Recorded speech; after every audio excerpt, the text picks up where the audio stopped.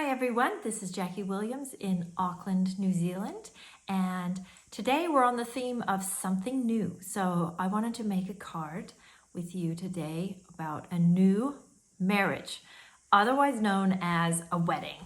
So we're gonna make a wedding card. So let's get started.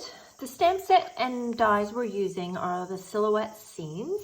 So we've got the stamp set that has these beautiful solid images and lovely sayings, and then we also have the dies that go with it that have the tree and the dandelion and the words forever, adventure, and inspire. So a really nice set for I would say like meaningful cards or memory keeping or anything that's really quite heartfelt and special. And this is again our sample that we are going to be making. So let's start with the card base. Put that aside. So we've got a piece of Coastal Cabana that's 5 inches by 10 inches. And you can score it at 5 inches to fold your card in half. I'm just gonna go ahead and fold it in half and use your bone folder to get a nice flat crease. Then we have a piece of basic black that is 4 3/4 inches by 4 3/4 inches square. And then I have a piece of shimmery white cardstock that is 4 5/8 by 4 5/8.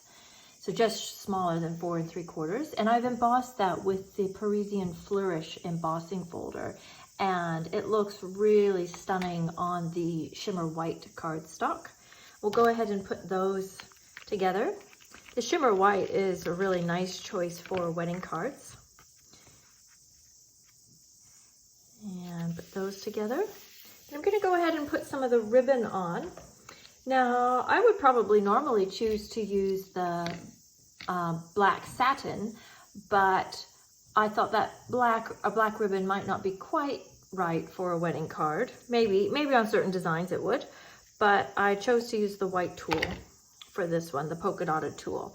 So I'm going to choose to put it just below center, so about 2/3 down. And I've cut a piece that it is about 6 inches, so a little bit longer than your card, and just enough to wrap around and tape around the back. But this part is free. You want to leave that unadhered, sorry. And then I'm going to cut enough ribbon to make a double bow. So it would be about 24 inches. You need as a general rule of thumb, you need about 12 inches to tie a bow. But of course, the thinner your ribbon, the less you need, and the wider your ribbon, the more you need. But that's sort of a good starting point. So I've got 2 pieces of 12-inch ribbon here. Let's see if I can do this. And take both of them. The one nice thing about this tool, or one of the nice things about this tool, is because it's so airy, I suppose is the word, when you tie it into a knot, it actually lays pretty flat. Like it's not a bulky ribbon at all. It's hard to see where the ends are. All right, so you can get that looking how you want it to, so it's fairly even, and then just cut your ends. I might fiddle with that a little more, but looks pretty good for now. So you've got just a little bow over here on the side. Sorry, okay. Then that can go ahead and go onto the card front. And because this is such a large piece of cardstock, I'm gonna be fairly generous with the dimensionals and use about 9.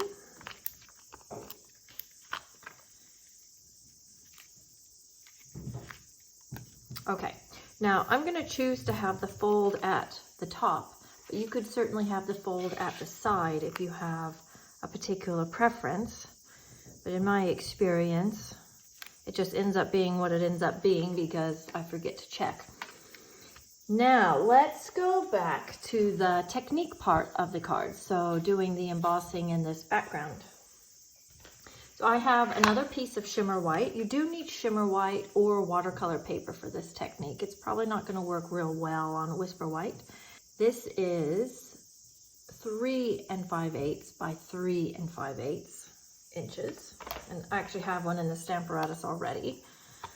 So you want to use your emboss buddy really well with this because the black embossing powder is relatively unforgiving on white cardstock.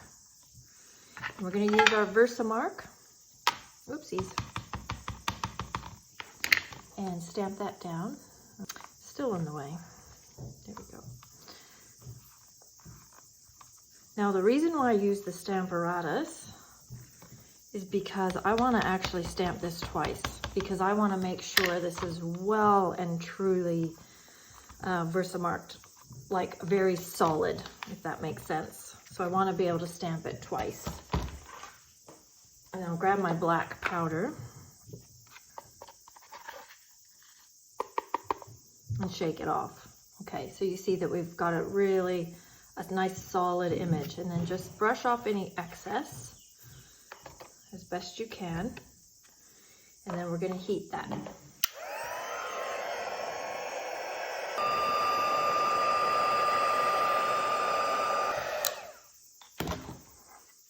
So when you heat that, you're going to want to just check it in the light and make sure that it's completely shiny. You don't have any dull spots, which I see one, so I'm going to quickly fix that. Okay, so it's completely shiny, so that when we watercolor over the top of it, there's no powder left. It's all melted. So what I've used here is Coastal Cabana for the background. And what I did was just put a little bit of water in a dish and 4 or 5 drops of the Coastal Cabana ink. That way, if you dilute it first like this, then you won't get any big dark streaks or anything because it's already diluted. And another thing that's helpful is to go ahead and get your paper wet first. Not soaking wet, but just a little bit wet so that the ink will move and it won't just immediately soak into the paper. And you'll pick up some of your Coastal Cabana wash here, and it will sort of kind of stay where you've gotten it wet. It contains it a little bit. It's not foolproof, but it will a little. Okay, and you can go as dark or as light as you want. Now this cardstock, because we're now getting it wet and then we've also heated it, it will curl and change shape a little. So you can just let it do that. And then when we adhere it down, just make sure you use lots of good adhesive to make it flat again. Now to get the raindroppy sort of look, you can do numerous things. I'm just getting some of the ink out. So you can get your ink or your aqua painter, really wet and just tap it so it splatters. You can hold your aqua painter like this and do drops, but you'll get big drops if you do that, like which I already just did. Or you can take your lid and just flick it like this, and so you get like little splatters. This is probably the favorite method when I'm teaching classes because you can control it a little bit more. But you can see, you're gonna have to let it sit and dry, but you can see already where the water is starting to dilute the ink, and it will just get lighter as it dries. So I do have one that's already dry and ready to go, and you can see where the ink has been diluted or there. And then I've got a piece of black that's 3 3/4 by 3 3/4 inches. So it will be the right mat for this. And like I mentioned before, you want to use a good amount of adhesive, or at least on all 4 sides for this, because you can see the paper is just a little bit warped between the heating and the getting it wet and all that. Okay. You may even want to use tear tape. Just let that adhere really well. Okay, then we're going to put this up on dimensionals onto our card front. Okay, and you may need to slide that bow over like I do. Slide that over to the left, like so. Now then, out of that die set, there is that word forever, and I thought that would be just the perfect thing for a wedding card. So I've cut that out of the shimmer white because you will have some offcuts. And then you can use your fine tip glue or your Tombow. And just a few dots of that, and go ahead and put that wherever it looks good, depending kind of where your image lands.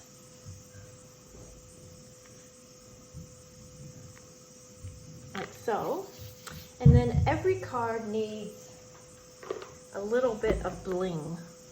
So I have some of these nice pool party rhinestones left from the holiday rhinestone collection, and these are still available if you would like some. Or you can use your standard silver rhinestones and color them in pool party or Coastal Cabana as you wish.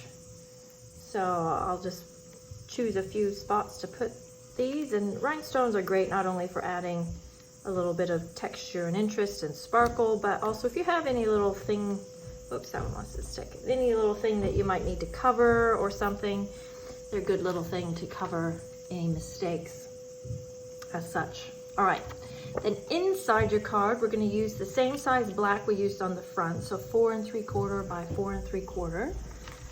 And then I have another 4 5/8 by 4 5/8 shimmer white, and I've just embossed the bottom little portion of that.